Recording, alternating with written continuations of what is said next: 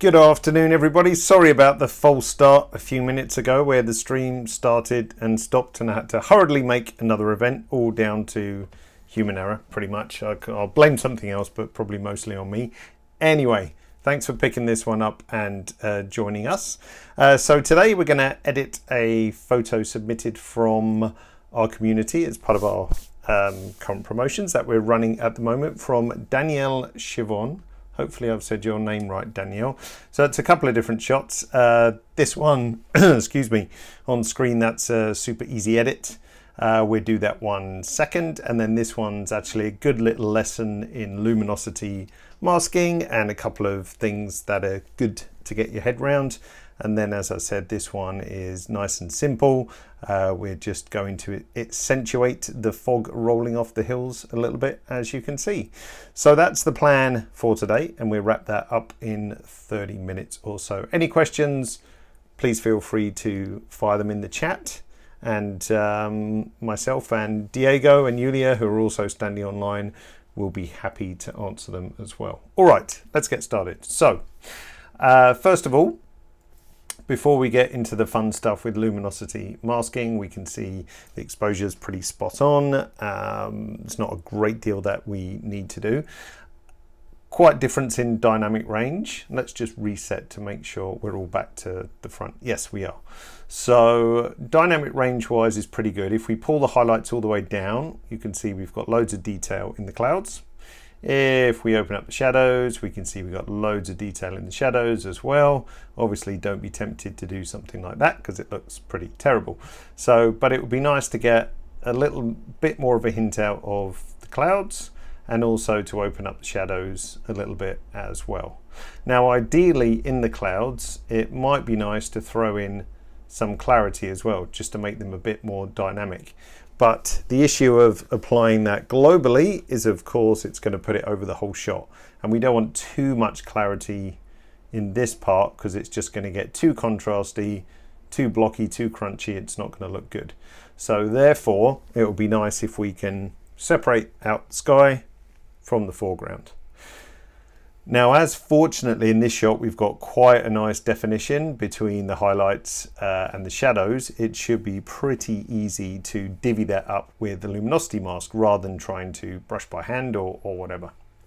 So with the luminosity masks, remember the number one rule is, of course, that you need to give Capture One a mask to work with. So this is why my layers tool, the Luma range, is grayed out because there's no mask present to apply that Luma range to. So first of all, we're going to start with a new filled adjustment layer. So that's just going to put a mask over the whole shot, which we can see by pressing M on the keyboard. Now we could, as we're only interested in this V at the top, we could just have drawn a mask with a brush here and then lumed that bit or applied the Luma mask on there. But to be honest, as a shortcut and for speed of use, it's easier just to say add new filled adjustment layer. So let's call this sky so we know what's going on. And first of all, we're going to switch to the grayscale mask. So that is going to look like this. So the grayscale mask just hides the image, shows you the mask in levels of gray. So white is fully masked, black is no mask. So right away we can see that the whole photo is masked currently. Now we can bring up our Luma range like so. And what we want to do is keep our highlights. So I'm going to pull this handle all the way across to the right. And then we're going to gradually squeeze our range down until we get roughly just the highlights. And we do it nice and slowly. I'd probably do it a bit quicker if it was myself. So there is too much because we're losing the clouds, so we want to balance roughly where we want that cut off, and I'm going to go for that pretty much. So we've got a little bit of roll off in the middle there, so it's not like a harsh cut off. The only disadvantage is that we've also picked up some of the river in front, but we can just erase that easily enough. So we're going to say apply, and then we're going to grab our eraser and let's make this a bit smaller, and let's just check our flow. Let's bump that up to 100 and also make it a bit harder, and now we can just erase this bit. So essentially what we're left with is just a really nice mask of our highlights. Now, the only thing we didn't do in the luminosity range, if we look at that edge, you can see it's pretty harsh.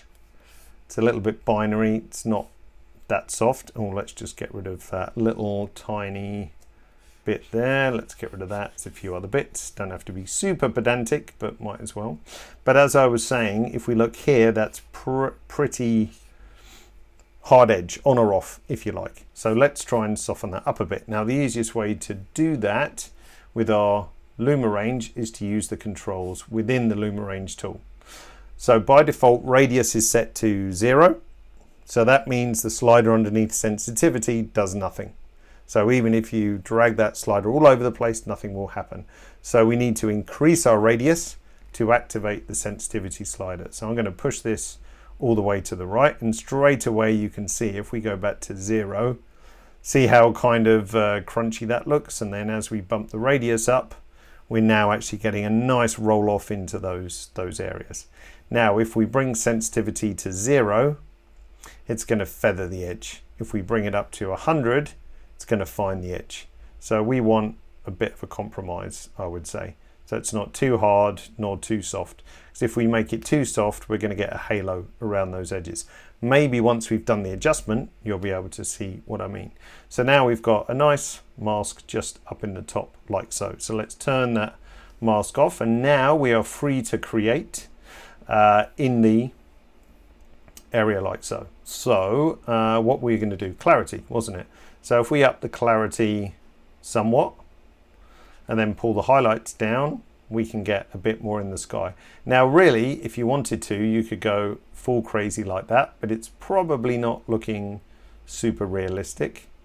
But we can always go back and moderate it a bit later. So I want personally to see a hint of the clouds a bit more, but not, you know, too in your face.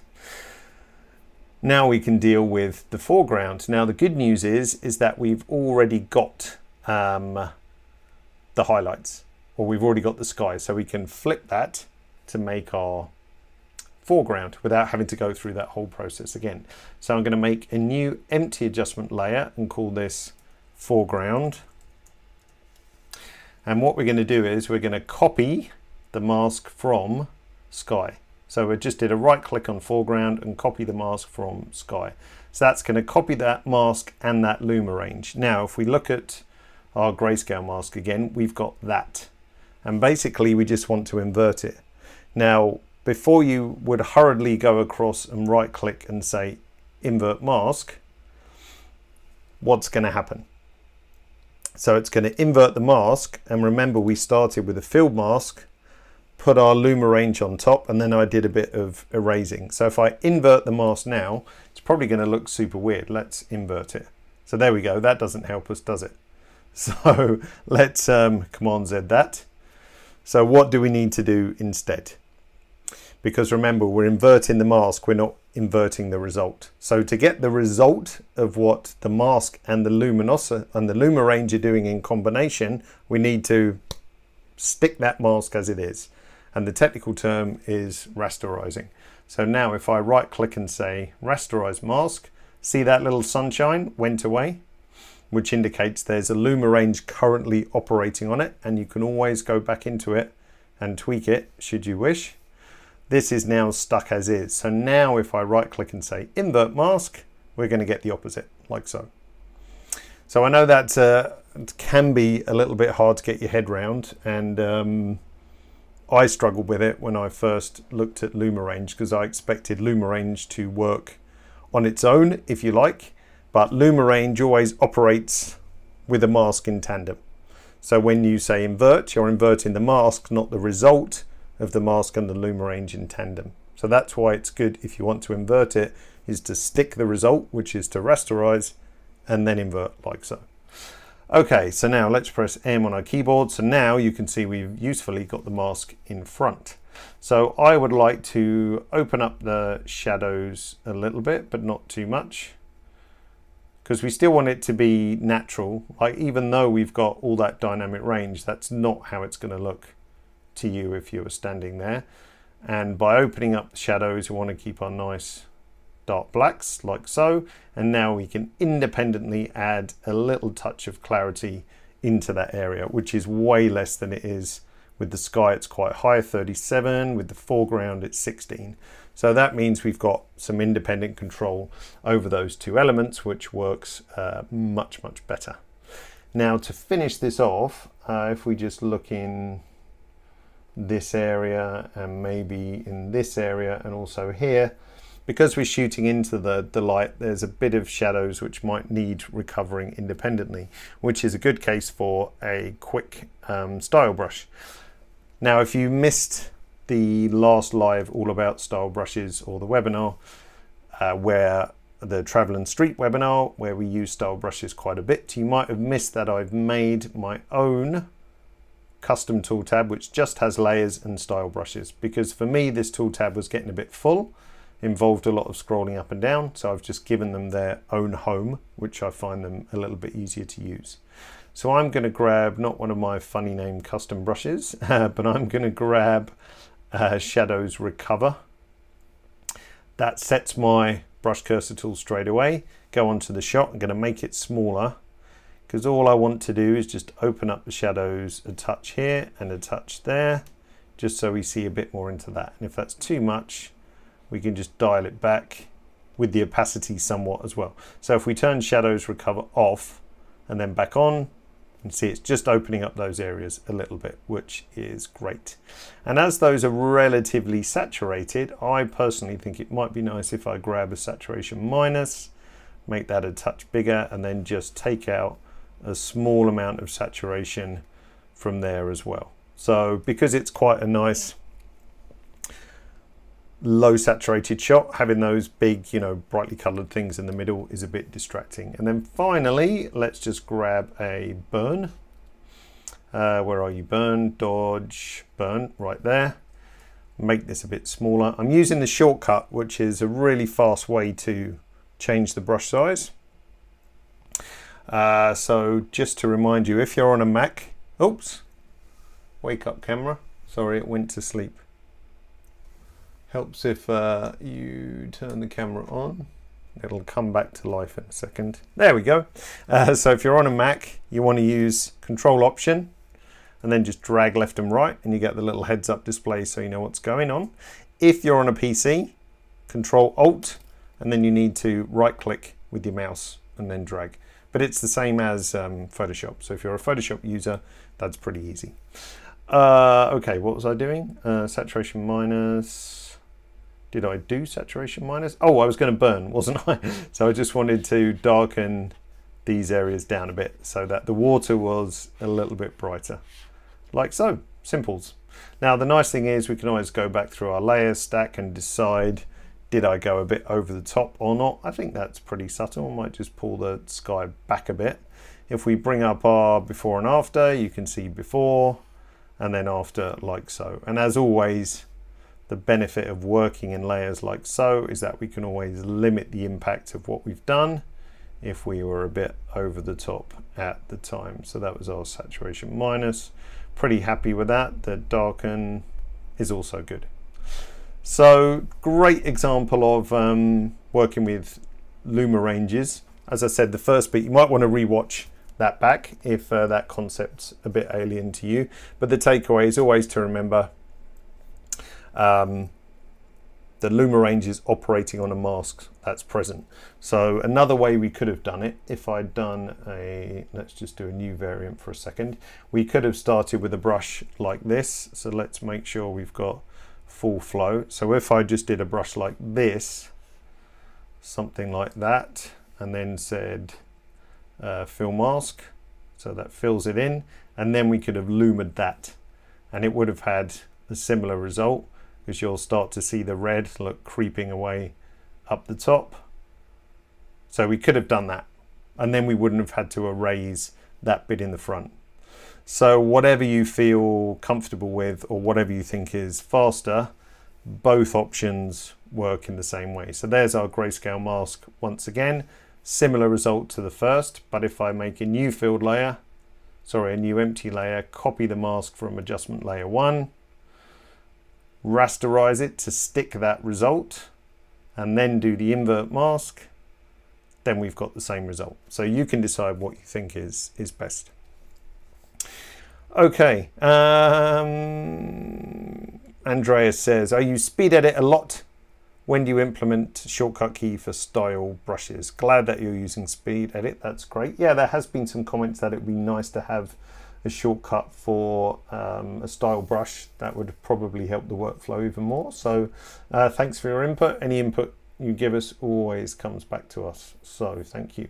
All right, let's quickly do this one as we've got 10 minutes left. So this one is a pretty easy edit. What I liked about this was the mist rolling off the hills. So I enhanced it a little bit like so. Now this one doesn't really need a luma range. I think I was playing around with it earlier, but it doesn't make sense. So let's make sure we're working off the raw. Let's open up our shadows a tiny bit, maybe even the blacks actually. So what happens if we open the blacks and shadows open, or an opposite of the two? By bringing the blacks down, it just makes sure that you're not washing it out and making it look unrealistic. So I'm going to go for that. Now highlight wise, there probably is some more detail in there. Does that look very natural? Not especially. I think it's quite nice actually that it's bright on this shot. So we could even argue that I'd make that lighter. But as we're going to put in a bit of